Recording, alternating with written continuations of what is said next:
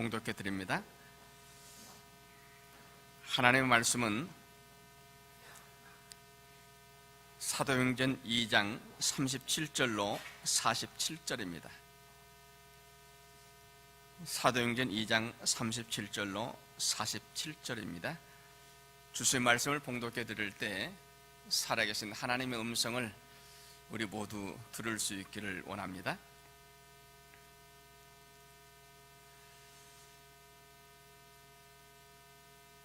그들이 이 말을 듣고 마음에 찔려 베드로와 다른 사도들에게 물어 이르되, 형제들아, 우리가 어찌할꼬 하거늘. 베드로가 이르되, 너희가 회개하여 각각 예수 그리스도의 이름으로 세례를 받고 죄 사함을 받으라. 그리하면 성령을 선물로 받으리니 이 약속은 너희와 너희 자녀와 모든 먼데 사람 곧 주 우리 하나님이 얼마든지 부르시는 자들에게 하신 것이라 하고, 또 여러 말 확증하여 권하여 이르되, 너희가 이 패역한 세대에서 구원을 받으라 하니, 그 말을 받은 사람들은 세례를 받음에 이날의 신도의 수가 3,000이나 더하더라. 그들이 사도의 가르침을 받아 서로 교제하고 떡을 떼며 오로지 기도하기를 힘쓰니라. 사람마다 두려워하는데 사도들로 말미암아 기사와 표적이 많이 나타나니, 믿는 사람이 다 함께해서 모든 물건을 서로 동용하고 또 재산과 소유를 팔아 각 사람의 필요를 따라 나눠주며 날마다 마음을 같이하여 성전에 모이기를 힘쓰고 집에서 떡을 떼며 기쁨과 순전한 마음으로 음식을 먹고 하나님을 찬미하며 또 온 백성에게 칭송을 받으니 주께서 구원받은 사람을 날마다 더하게 하시니. 아멘. 얼마 전에 몇몇 분들과 식사를 하는데 요즘 가장 큰 이슈가 되는 세월호에 대한 이야기가 나왔습니다. 자연스럽게 구원파에 대해서 이야기가 되어지고, 또 세모그룹 회장인 유병헌 회장에 대해서도 이러저러한 이야기들이 나왔습니다. 그때 모인 분들 가운데 한 분이 그럽니다. 구원파와 같은 이단이 나오게 되어진 것은 전적으로 우리 교회의 책임들이라고 생각합니다. 저는 그 말씀을 듣는 순간 갑자기 뒤통수를 크게 한 방 얻어맞은 느낌을 받았습니다. 교회가 교회답지 못하면은 지금도 또다시 얼마든지 이러한 구원파와 같은 이단 사상이 나올 수 있다고 하는 것입니다. 그러한 점에서 과연 우리 교회는 안전한가? 정말 우리 교회는 하나님께 주신 말씀을 우리가 온전히 순종하면서 하나님께 주신 교회의 사명을, 온 세상을 구원하는 방주의 사명을 제대로 담당하고 있는 것인가? 주님께서 말씀하셨습니다. 너희는 세상의 소금이니 소금이 만일 그 맛을 잃으면 무엇으로 짜게 하리요? 후에는 다만 밖에 버리고 사람들에게 밟힐 뿐이니라. 주님께서 말씀하실 때 너는 세상의 소금이라 하지 아니하고 너희는,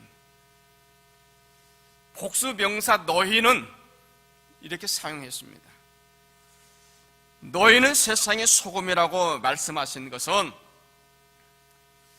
물론 그 당시 예수님께서 예수님의 말씀을 듣기 위해서 산에 모여에 앉아있는 그 사람들을 향해서 너희는 세상의 소금이라, 말씀 듣는 너희들은, 예수 그리스도를 구주로 믿는 너희들은 세상의 소금이라, 그렇게 말씀하셨는데, 다시 말하면은 오늘 예배하면서 하나님의 말씀 듣기 원하는 여러분 모두를 향해서, 우리 교회를 향하여서 너희는 세상의 소금이라 말씀하신 것입니다.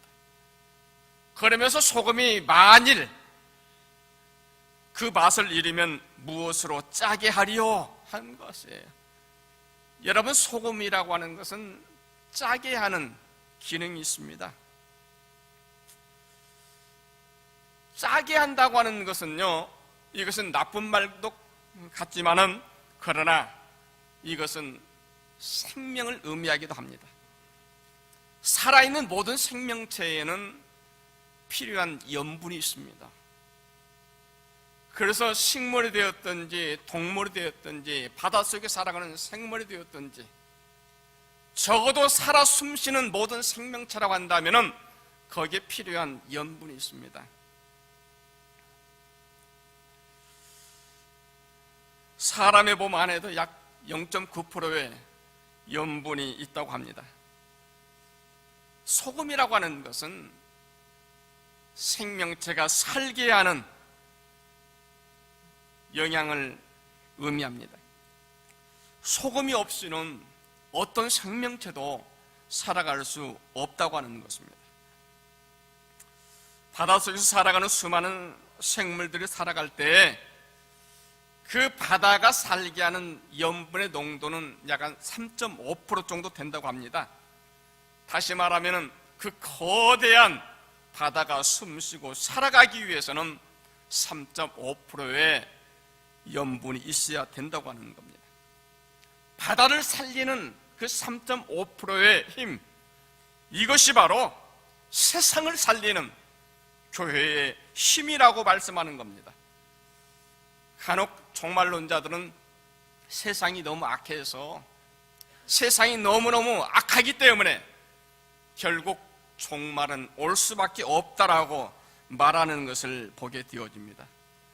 그런데 여러분, 우리가 엄격하게 말하자면 세상이 악하기 때문에 종말이 오는 게 아니라 교회가 교회의 기능을 다하지 못할 때에 세상을 심판하는 종말이 온다고 하는 것입니다. 교회는 세상을 살리는 기능이 있기도 하지만은 또 때로는 교회가 세상을 죽게 하기도 한다고 하는 겁니다. 오늘 많은 교회들 가운데 세상을 살리는 참으로 아름답고 귀한 일들을 하는 복된 교회들이 있습니다. 그런가 하면은 또 많은 교회들은 세상을 죽이는 일을 합니다. 그러한 점에서 우리 교회는 세상을 살리는 교회가 될지언정 세상을 죽게 하는 그런 교회가 되지 않기를 소원합니다.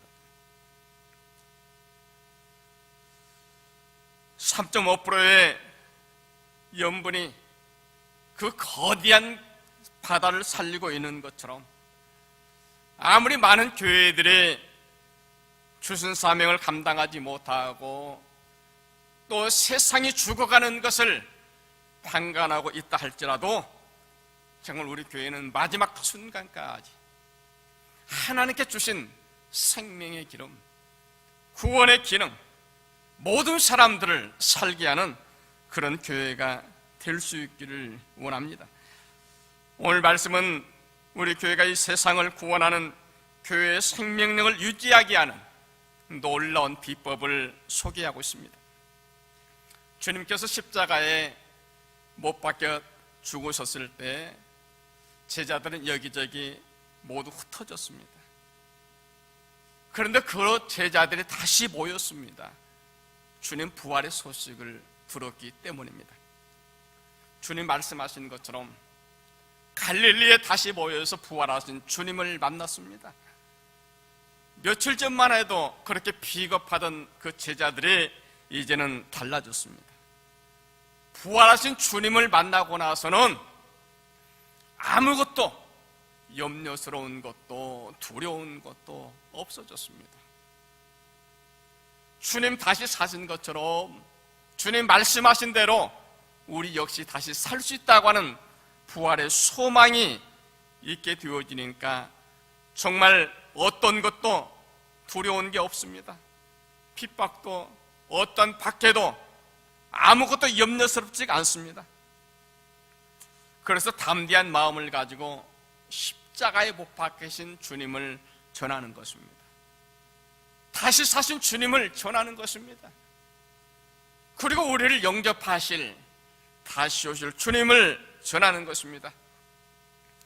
오늘 말씀 중에 보면은 제자 가운데 한 사람인 베드로가 예루살렘 광장에서 십자가에 못 박히신 주님, 부활하신 주님을 전하면서 그런즉 너희는 확실히 알지니 너희가 십자가에 못 박은 이 예수를 하나님이 주와 그리스도가 되게 하셨느니라 말할 때 모인 사람들이 마음에 찔려서 그렇게 말합니다. 형제들아, 우리가 이제 어찌할꼬?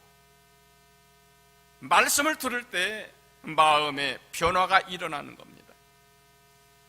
여러분, 우리가 하나님께 예배하면서 하나님을 찬양하고 하나님을 높일 때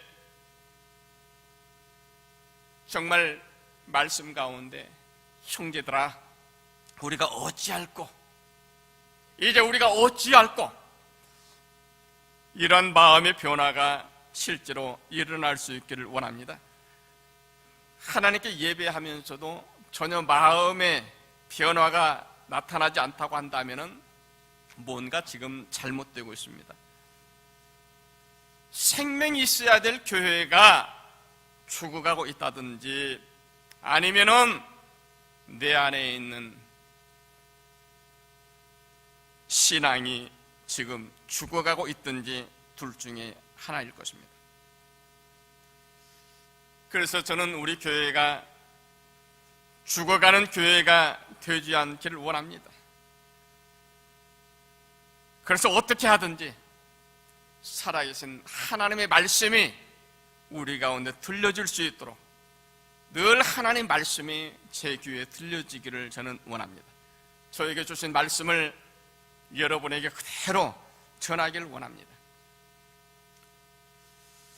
혹시 언젠가 제가 갑자기 목회를 그만두어야 할 때가 있을는지 모르겠습니다. 아마 그때는 하나님께서 저에게 더 이상 말씀을 주시지 않을 때일 것입니다. 그런데 하나님께서 아직까지는 저를 사용해 주시고 있는 것을 저는 봅니다. 구원받은 그리스도인으로서 우리가 하나님께 쓰여지고 있다고 하는 것, 이것처럼 귀한 게 없습니다. 그래서 여러분 한 사람 한 사람도 주님 오시는 마지막 그 순간까지 하나님께 주어진 이 믿음의 사명을 감당할 수 있도록 하나님의 나라를 위해서 정말 소중하게 쓰여지는 그런 사람들이 실제로 될 수 있기를 원합니다.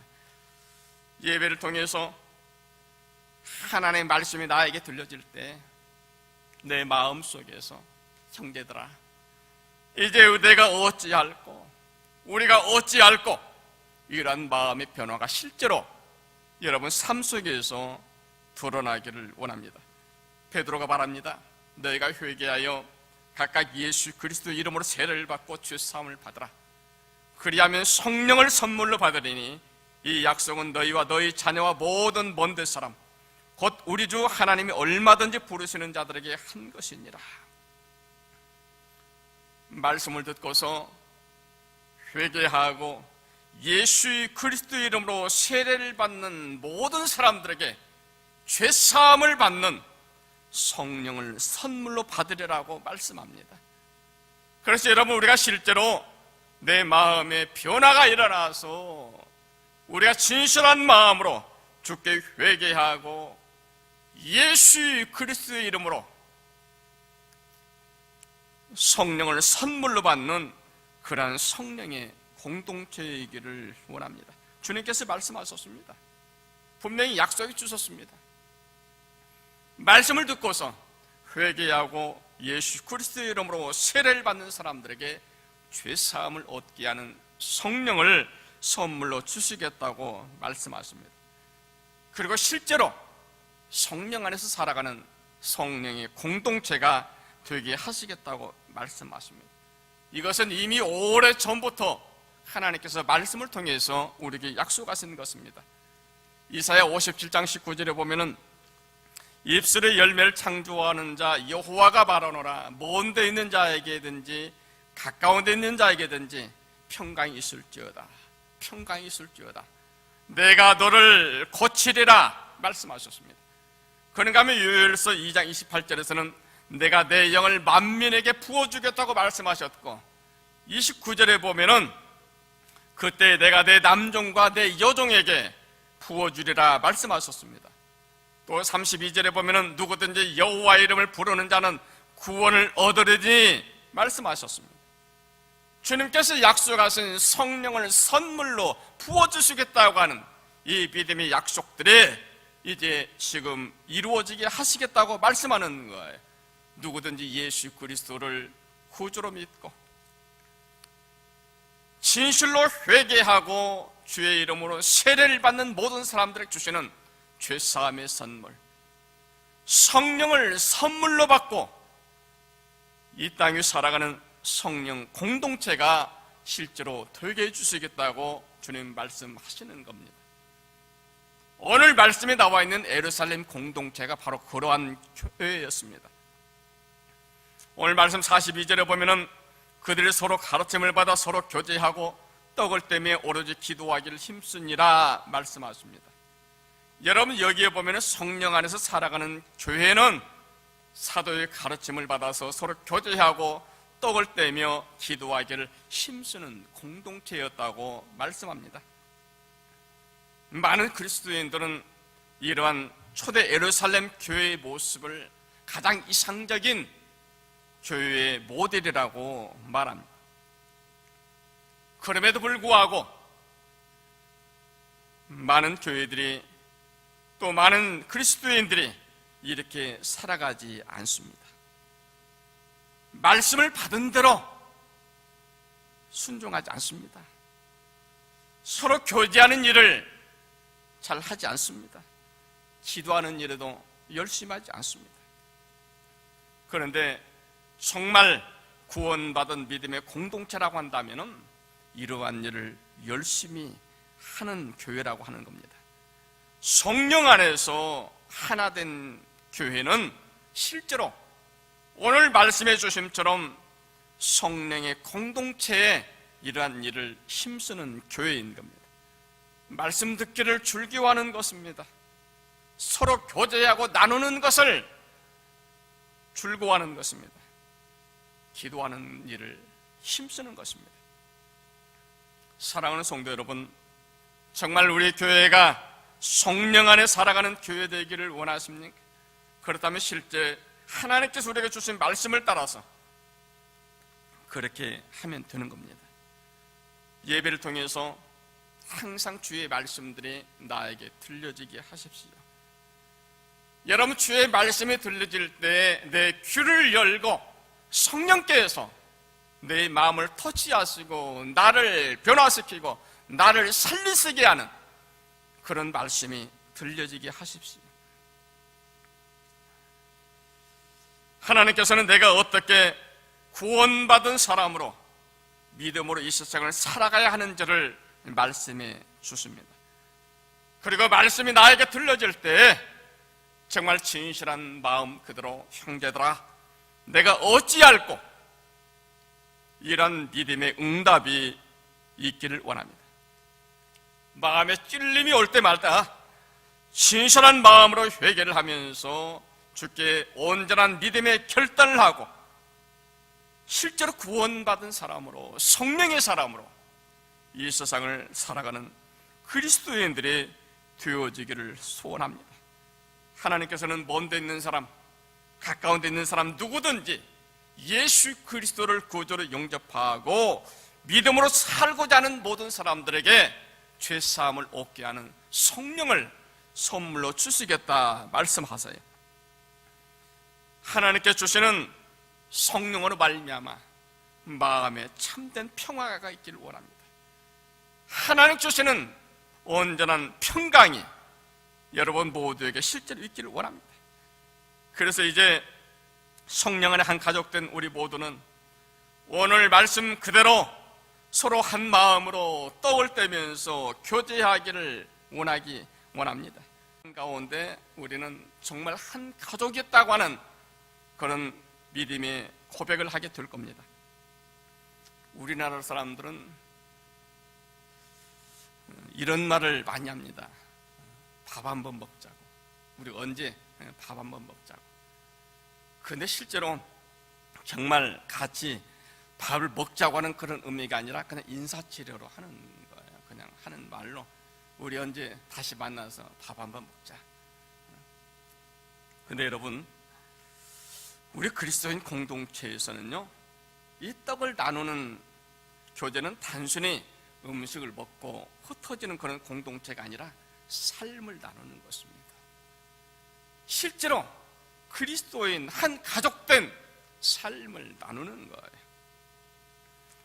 오늘 말씀 44절 45절에 보면 믿는 사람이 모든 물건을 서로 통용하고 또 재산과 소유를 팔아 각 사람의 필요를 따라 나눠주면서 마음을 같이하여 성전에 모이기를 힘쓰고 집에서는 서로 떡을 떼며 기쁨과 순전한 마음으로 음식을 나누었다고 말합니다. 정말 가장 이상적인 교회의 모습 아니겠습니까? 여러분, 우리 교회가 실제로 이러한 교회로 나아가기를 소원합니다. 이것은 사실 그렇게 어려운 게 아니거든요. 내가 조금만 양보하고 조금만 노력하면 얼마든지 이루어갈 수 있는 것입니다. 내가 바라는 내 마음속에 그리고 있는 좋은 교회, 좋은 성도가 되는 길은 멀리 있지 않습니다. 지금부터 내가 할 수 있는 것을 하나하나 이루어갈 수 있습니다. 오늘 당장부터 우리는 실제로 이루어갈 수 있는 거예요. 오늘 말씀을 기억하면서 우리 모두가 다 정말 구원받은 믿음의 한 공동체인 것을 확인하고 또 기뻐하고 이루어갈 수 있기를 원합니다. 여러분, 한번 해보세요. 정말 신이 날 겁니다. 정말 내가 예수 그리스도를 구주로 믿고 우리 모두가 다 한 가족 되어 살아가는 큰 기쁨과 감사가 내 안에서 절로 나오게 될 것입니다. 여러분, 한번 해보세요. 여러분, 한번 우리 옆에 있는 분들하고 한번 그렇게 한번 고백하기 원합니다. 우리는 한 가족입니다. 해보세요. 그냥 하는 말이 아니고 정말로 우리는 한 가족입니다. 우리는 구원받은 믿음의 공동체입니다. 해보세요. 구원받은 믿음의 공동체입니다. 여러분, 하나님께서 앞으로 우리가 어떻게 살아가고 있는지를 살피실 거예요. 정말 이 시간 우리가 믿음으로 고백한 것들이 거짓이 하신 정말 진실한 믿음의 고백인 것을 하나님께서 확인시켜 줄 것입니다. 실제로 내 마음의 변화가 일어나고 내 마음의 평강이 임하고 하나님께서 약속하신 죄사함의 은총이 우리 모든 성도들의 삶을 통해서 앞으로 날마다 계속되어지기를 간절히 소원합니다. 기도합니다. 존귀하신 주님, 주의 크신 은혜를 감사를 드립니다. 하나님 아버지, 하나님께서 우리 교회를 참으로 복되게 하시고 하나님 3.5%의 염분이 온 바다를 살린 것처럼 하나님 마지막 때에 하나님의 거룩한 구원의 사명을 담당케 하시려고 우리를 지금까지 남겨두시고 하나님 맡겨주신 귀한 믿음의 소명을 감당케 하심 감사합니다. 하나님 아버지, 우리 안에 살아계신 하나님의 말씀이 들려지게 하시고 주의 말씀이 들려질 때마다 형제들아, 우리가 이제 어찌할꼬 하는 마음의 변화 속에서 주님 주신 믿음의 소명을 온전히 감당하는 거룩한 방주의 사명을 담당케 하옵소서. 우리 모두가 진정 온전한 가족이 되어져서 서로를 사랑하고 서로를 격려하며 서로를 세워가며 주님 오시는 그날까지 참으로 하나님 맡겨주신 귀한 믿음의 소명을 온전히 잘 담당케 하옵소서. 삶을 통해서, 우리의 고백을 통해서, 우리의 증거를 통해서 과연 살아계신 주의 거룩한 역사가 우리 가운데 나타나게 하옵소서. 주님, 우리 가운데 함께 하심을 믿사옵고 예수님 이름으로 기도하옵나이다. 아멘.